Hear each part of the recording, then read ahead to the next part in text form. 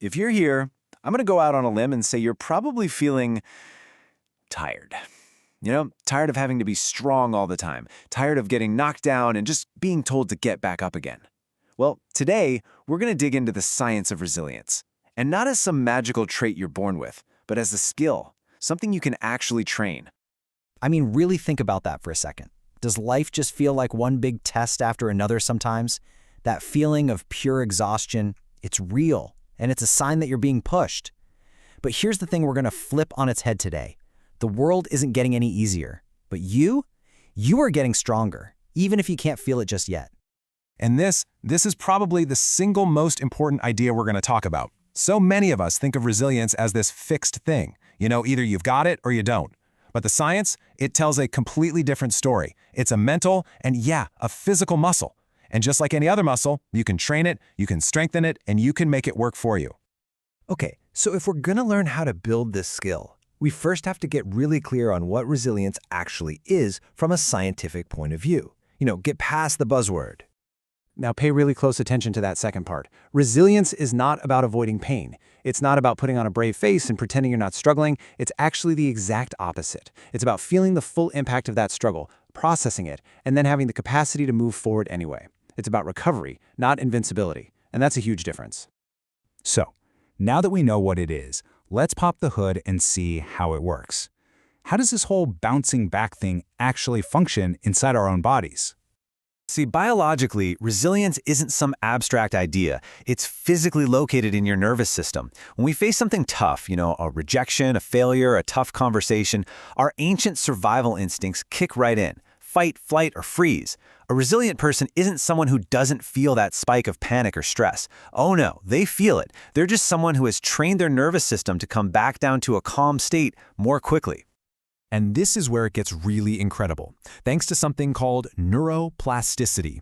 Your brain isn't set in stone. It literally rewires itself based on what you do and what you think.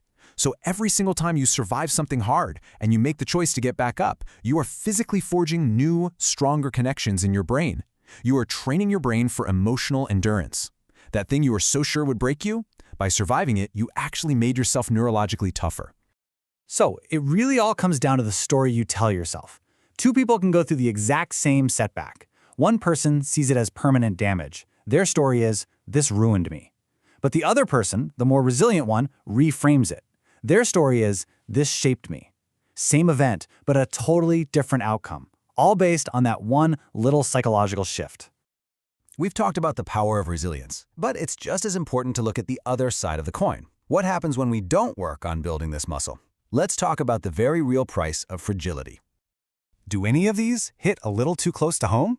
When resilience is low, one tiny setback can totally derail your whole day. One mistake feels like final proof that you're a failure. You start to feel just constantly drained because every little thing feels like a huge mountain to climb. But the most dangerous part? You start to distrust yourself. You stop believing you can actually handle what life throws at you. And this is the deepest cost of it all. You stop believing in your own ability to cope. You start avoiding challenges, not because you can't handle them, but because you believe you can't. And that loss of self-trust, that's where everything else starts to unravel. And look, this isn't just an emotional thing. It has serious physical effects. A lack of resilience almost always leads to chronic stress. This floods your body with the stress hormone cortisol, which over time just hammers your immune system, messes with your sleep and hormones, and leaves you in this constant state of anxiety, fatigue, and that awful brain fog. It's a vicious cycle where your mind and body are both trapped. Okay, understanding the cost is important, but that is not where we're going to stop. Now we get to the good part, the solutions. This is your practical, actionable toolkit for building that resilience muscle, starting right now. Let's start with a number, 90 seconds. Why is that number so important? Well, that's about how long it takes for the chemical rush of an emotion, like anger or panic, to run its course through your body. If you're still feeling that intense emotion after 90 seconds, it's because you are unconsciously choosing to keep that emotional circuit running. So here's the game plan. Number one, the next time you feel that emotional wave coming, just pause. Give yourself those 90 seconds to just breathe before you do anything. Once you have that space, you can do step two. Reframe the story. Stop asking, why is this happening to me, and start asking, what is this trying to teach me? From there, you build self-trust with micro-wins. Do small, hard things, consistently. These little victories prove to your brain that you're capable, and they strengthen those resilient pathways we talked about. And finally, all of this builds up to strengthening your identity. You have to actively tell yourself, I am someone who can handle difficult things, because your identity drives your actions. And here are a few more powerful tools for that, kid. Practice detaching before you respond to someone. Sometimes the most powerful thing you can do is say nothing. Become a student of yourself. What are your triggers? When do you feel the most drained? And this one is huge. Schedule rest. Rest isn't lazy. Rest is how you prepare for the next battle. And finally, find a why that's bigger than your pain. A purpose, a value, a goal. It gives you something to hold on to when things get tough. So let's bring all of this together. We've defined resilience, we've seen the high price of not having it, and we've looked at the tools you can use to build it. But what's the ultimate point here? It's that the very struggle we spend so much energy trying to avoid is actually the key to building our strength. This right here, this is the central paradox of it all.